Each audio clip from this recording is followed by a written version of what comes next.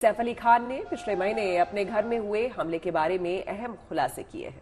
और देखिए, सैफ ने एक अखबार को दिए गए इंटरव्यू में उस रात की हुई घटना के बारे में अपनी आपबीती सुनाई और बताया है कि उनकी पत्नी करीना, बच्चों और उन्होंने खुद कैसे उस वारदात का सामना किया।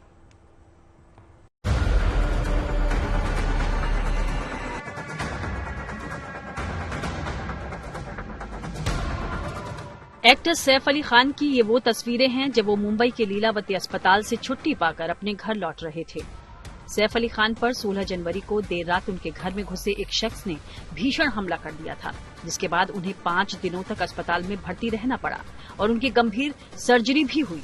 इस घटना के करीब 25 दिन बाद सैफ ने खुद उस खौफनाक रात की दास्तान बयां की है। सैफ ने एक अखबार को दिए गए इंटरव्यू में खुलासा किया कि किस तरह ये हमला हुआ और उन्होंने खुद और उनके परिवार ने किस तरह से इस हमले का सामना किया। सैफ ने इंटरव्यू में बताया कि मैं और करीना सोने चले गए थे, तभी नौकरानी दौड़कर आई और उसने बताया कि घर में कोई घुस गया है। वो शख्स जेह के कमरे में था और पैसे मांग रहा था। उसके हाथ में हेक्सा ब्लेड था और चेहरे पर मुखौटा था। मैंने उसे पकड़ा और पीछे खींचा, फिर हमारे बीच जैसे कुश्ती होने लगी। वो मेरी पीठ पर मार रहा था और उसके बाद वो मेरी गर्दन और हाथों पर वार करने लगा। कुछ देर में मैं उसके सामने कमजोर पड़ने लगा क्योंकि उसके दोनों हाथों में चाकू थे, जबकि मैं खाली था। सैफ ने आगे ये भी बताया कि किस तरह वो हमलावर के चंगुल से छूटे और कैसे वो भाग निकलने में कामयाब हुआ। सैफ ने बताया कि मेरी मेड गीता ने आकर उसे खींचा और मुझे बचाया। उसने उसे धक्का दिया और दरवाजा बंद कर दिया। हमें लगा कि वो कमरे में बंद हो गया है।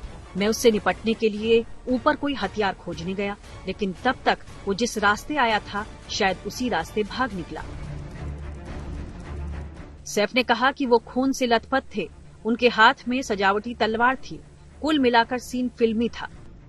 इस हालात में तैमूर ने देखा तो परेशान हो गया। उसने पूछा, क्या आप मरने वाले हो? तो मैंने कहा नहीं। वो बिल्कुल शांत था, वो ठीक था।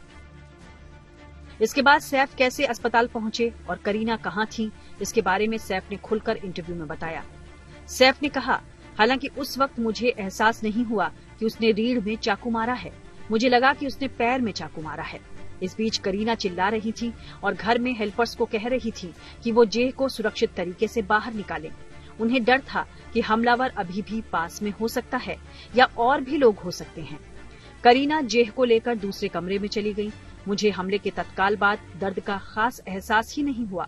मैंने करीना से कहा कि मुझे थोड़ा दर्द हो रहा है, मेरी पीठ में कुछ लगा है। इस पर करीना ने कहा, तुम अस्पताल जाओ और मैं अपनी बहन के घर जाऊंगी।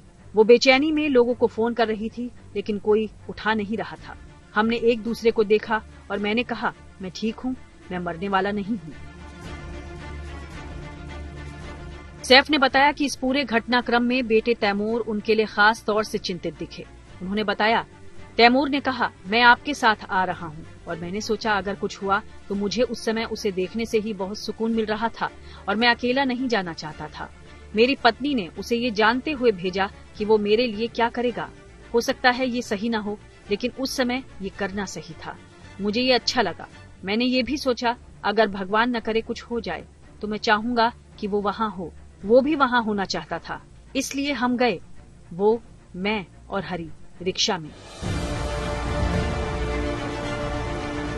सैफ ने बताया कि वो खुद चलकर अस्पताल के इमरजेंसी वार्ड में पहुंचे और किस तरह उन्हें इस हालत में देखकर वहां मौजूद लोग हैरान रह गए।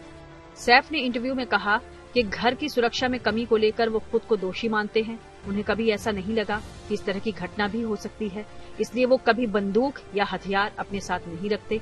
हालांकि मासूम जेह को उनकी सुरक्षा की कितनी फिक्र थी, इसका भी जिक्र उन्होंने किया और बताया कि जेह ने उन्हें सेफ्टी के लिए प्लास्टिक की तलवार दी। बहरहाल 16 जनवरी की रात हुई ये घटना सैफ और उनके परिवार के लिए किसी डरावने सपने की तरह थी, लेकिन सैफ को इस बात का सुकून है कि उनके परिवार और बच्चों ने मजबूती से डटकर इस मुश्किल वक्त का सामना किया है। Bureau report, good news today.